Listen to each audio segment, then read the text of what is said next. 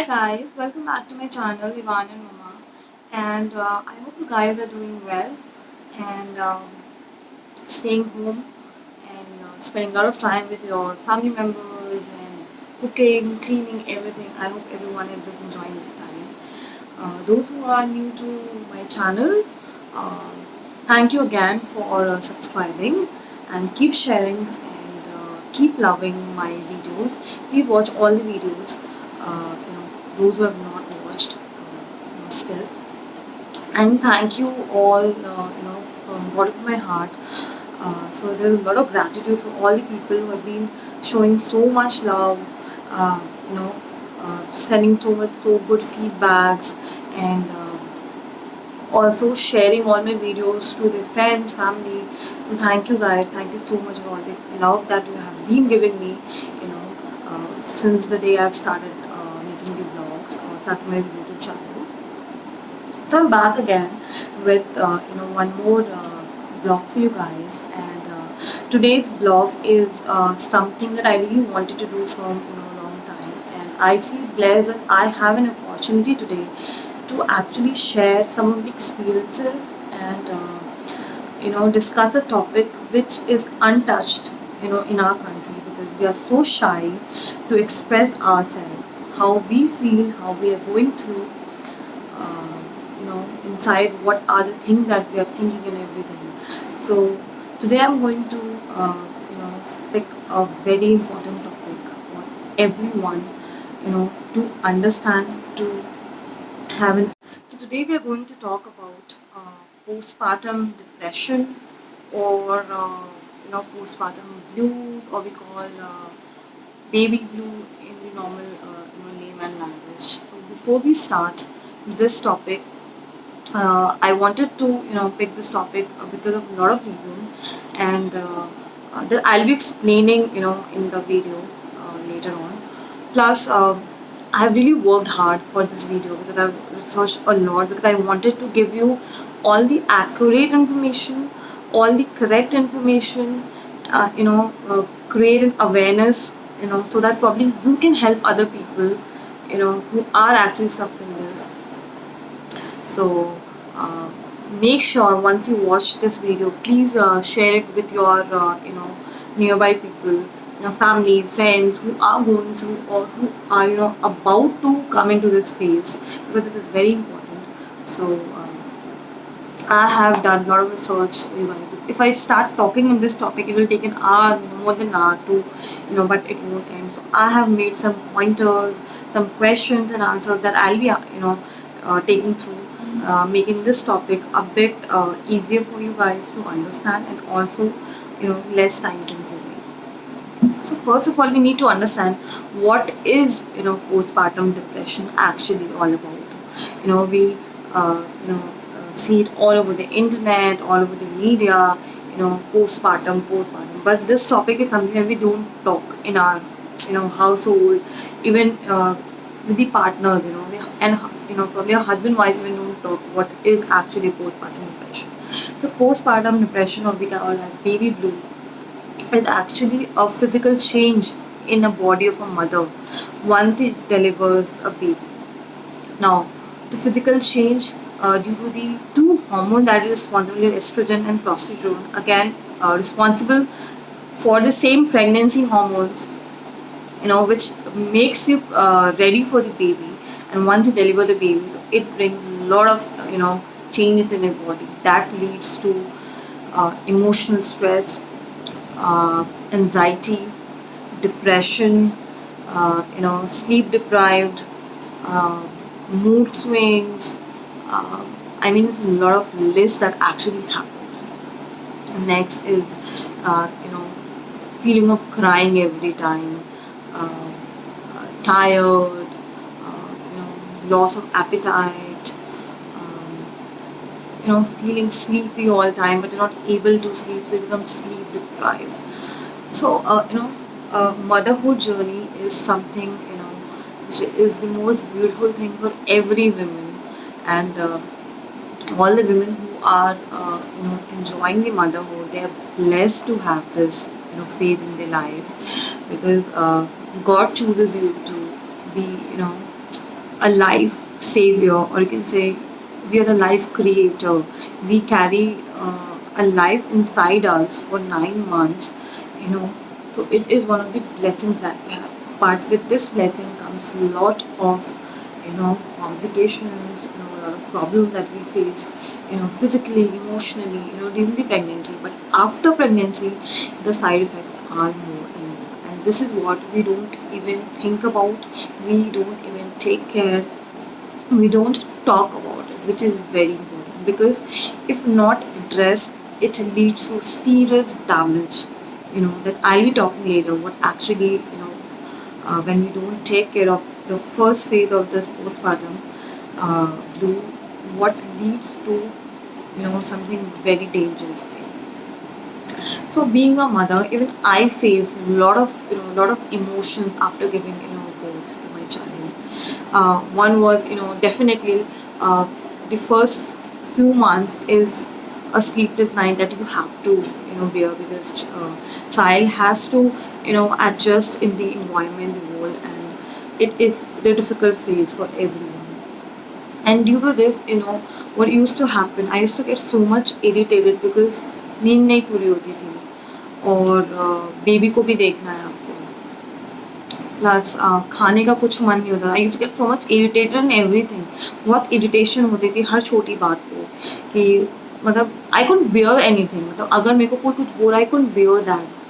तो बहुत, and that is very normal, because आपके लिए बहुत नया होता है सब कुछ, आपको बेबी को देखना है, and in this phase we tend to look after us. और ये बहुत बड़ा रीज़न होता है इस पोस्टपार्टम ब्लूज का। हम तभी परेशान होते हैं जब हम अपना ख्याल नहीं रखते। खाना खाने का मन नहीं होता, कितने टायर्ड होते हो, आपकी बॉडी एक्चुअली हीलिंग प्रोसेस में होती है। आफ्टर प्रेगनेंसी जो इतने चेंजेस है बॉडी में, आपकी यूट्रस जो है वो कंट्रैक्ट वापस अपनी पोजीशन में आता है, तो ये प्रॉपर हीलिंग चलता है। एंड इट सेज कि it takes around 1 year, 6 months to 1 year to properly heal your body after giving a birth.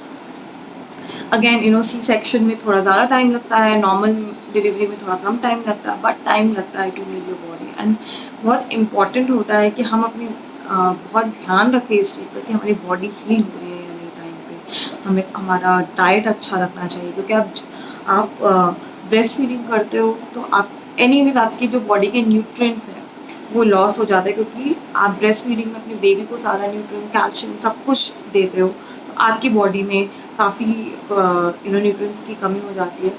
तो आपको अपने खाने, अपने डाइट का ध्यान, अगेन प्रेगनेंसी से लेकर इवन आफ्टर बर्थ भी बहुत ध्यान रखना पड़ता है। You have to keep taking your calcium pills, क्योंकि बहुत इंपॉर्टेंट है, क्योंकि लॉस ऑफ कैल्शियम होता है। डाइट बहुत ज़्यादा, मिल्क, फ्रूट, एंड डेफिनेटली उस टाइम पे खाना खाने का बहुत मन नहीं होता, you don't feel like eating much, but you have to take care of yourself. और हम लोग इतने टायर्ड रहते हैं, इतने परेशान रहते हैं, and we don't discuss it with our loved one. हम अपने पार्टनर के साथ डिस्कस नहीं करते कि हम कैसा फील कर रहे हैं, और बिकॉज हमारा सारा ध्यान बेबी पे होता है, बाकियों का सारा ध्यान बेबी पे होता है। और ये एक बहुत बड़ा रीज़न होता है कि हम लोग अकेले होते हैं, एंड वी आर अब दिमाग में चीज़ें डालते रहते हो, एंजाइटी आती है, डिप्रेशन आता है, you start thinking something which is not correct, जो कोई रेलिवेंस नहीं है आपका, वो, and that is you are not responsible for this, your hormones are working like that. आपके हार्मोन्स इतना उथल पुथल मचा रहे हैं आपकी पूरी बॉडी में कि आपको समझ में नहीं आता कि आपको क्या करना है, क्या नहीं। तो वेरी इम्पॉर्टेंट है कि आप अपने हस्बैंड और जिससे भी आप क्लोज हैं, मदर से क्लोज हो, भाई बहन जिससे भी क्लोज हो, आप उनके साथ बैठो, उनके साथ शेयर करो कि आप क्या फील कर रहे हो, क्या चल रहा है, बॉडी में क्या चल रहा है, दिमाग में क्या चल रहा है। क्योंकि अगर ये it's not address in the correct time, it may lead to depression, जो बहुत ख़राब होता है। तो जब बेबी ब्लू जो है राइट टाइम पे एड्रेस नहीं होता है और हम ध्यान नहीं देते हैं, वो बढ़ के पोस्टपार्टम डिप्रेशन होता है, और वो इतना डेंजरस हो जाता है कई बार कि you start thinking to harm yourself, suicidal thoughts आने शुरू हो जाते हैं। दिस इज़ फैक्ट, ये रिसर्च है, ये होता है कि आपके दिमाग में ये चीज़ start harming yourself and your baby too, plus आप सुसाइड करने के बारे में सोचते हैं, and According to the report of WHO in 2018, 22% of women population in India are suffering from postpartum depression, और हम उसके बारे में कभी बात नहीं करते हैं, ना ही हम कभी डॉक्टर के पास जाते हैं. इट्स वेरी इंपॉर्टेंट, जब आपको कुछ बहुत ज़्यादा इस तरीके की फील हो रही है, please go visit your doctor, कि वो आपको हेल्प करेगा आपको लाइफ नॉर्मल लाने के लिए. It is very very important. So guys, don't be shy to express your feeling. Please, अगर आप शाई होगे, अपनी बातें नहीं रखोगे सबके सामने, तो आपको लाइफ लॉन्ग प्रॉब्लम होगी. Don't bring yourself in such a situation कि बाद में उस चीज़ से रिकवर करना आपके लिए मुश्किल हो जाए. सो हम लोग इतना ज़्यादा कैरी डाउन हो जाते हैं, हम बेबी पे ध्यान देना शुरू कर देते हैं कि हम अपने ऊपर बहुत कम ध्यान देते हैं शायद, और नहीं देते हैं ध्यान, और that leads to all the things that I have been talking about.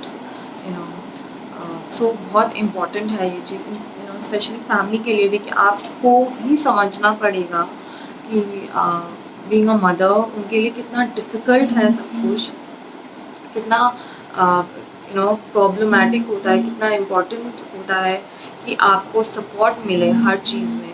So I want you guys to spend time with your family members. उनसे शेयर करो कि मुझे ये प्रॉब्लम हो रही है, मेरे को ऐसा फील हो रहा है, मुझे अच्छा नहीं लग रहा, मुझसे it's okay not to feel normal. It's okay not to feel very happy. It's okay to feel tired. It's completely okay. क्योंकि आपकी बॉडी ने अभी एक आपकी एक लाइफ को बाहर निकाला है अपनी बॉडी से. तो इट्स कम्प्लीटली ओके. इसमें घबराने की ज़रूरत नहीं है, इसमें परेशान होने की ज़रूरत नहीं, क्योंकि आई एम श्योर आपके जो फैमिली मेम्बर्स हैं वो आपको समझेंगे, आपके हस्बैंड, आपके पार्टनर विल अंडरस्टैंड. नाउ इस चीज़ को कैसे आप इस चीज़ से रिकवर कर सकते हो. First, take a lot of rest. Rest बहुत इम्पॉर्टेंट है. मदर को भी उतना ही रेस्ट चाहिए जितना कि एक बेबी को. जितनी देर बेबी, इसलिए कहते हैं कि जब भी बेबी सोता है, mother should try sleep. I know कि ऐसा पॉसिबल नहीं होता है, but you need lot of rest. Second, support from your family members, support from your husband, partners, friends, जिससे भी आप कंफर्टेबल हैं शेयर करने के लिए. Do share. Stress reduction. Stress नहीं लेना है किसी भी चीज़ को लेकर के. तो अगर आप एक बार शेयर करोगे सबसे चीज़ें, तो ऑटोमेटिकली होता है कि आप स्ट्रेस नहीं लेते, क्योंकि वो शेयर हो जाता है. आपका पार्ट जो है आप किसी और को बता देते हो, तो आपके मन में वो चीज़ नहीं होता है. तो स्ट्रेस रिडक्शन बहुत इम्पोर्टेंट है. Eating good diet. खाना, डाइट आपको अपना प्रॉपर करना है अच्छे तरीके से, जिससे आपकी बॉडी में टायर्डनेस ज़्यादा नहीं आए, क्योंकि ऑलरेडी आपको बेबी को देखना है, रात को जगना है, उसको फीड करवाना है, बहुत सारी चीज़ें होती हैं, तो वो बहुत इम्पोर्टेंट है. सेकेंड, जो आपको बहुत एनजाइटी फीलिंग होती है, ट्राई टू अपने आप को डिस्ट्रैक्ट करने की कोशिश कीजिए. You can watch good movie. I know baby के साथ मुश्किल होता है, बट अगर बेबी सो रहा है, आप अच्छी वीडियोस देखो, आप कुछ अच्छी चीज़ें सुनो, फ्रेंड से फ़ोन पे बात करो, ताकि आपका जो एंजाइटी है, आपका जो स्ट्रेस लेवल है वो कम हो. और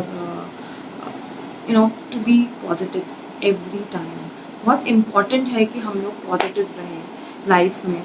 एंड क्योंकि अगर आप पॉजिटिव हो, आपके सराउंडिंग पॉजिटिव है, तो आपकी लाइफ एनी वेज पॉजिटिव होगी और आप अच्छा फील करोगे.